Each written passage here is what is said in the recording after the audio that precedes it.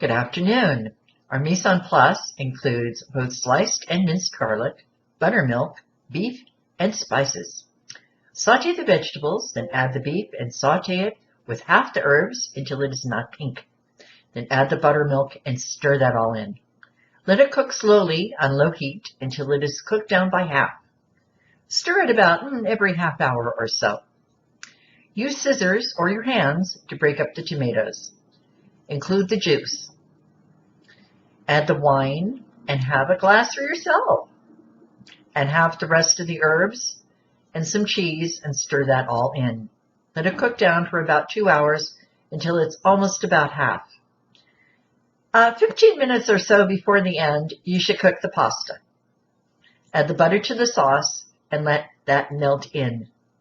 Drain the pasta and put it in a nice large serving bowl. Pour some of the sauce over it and garnish with cheese and pepper. Serve it with more cheese and pepper at the table. Enjoy! See you next week.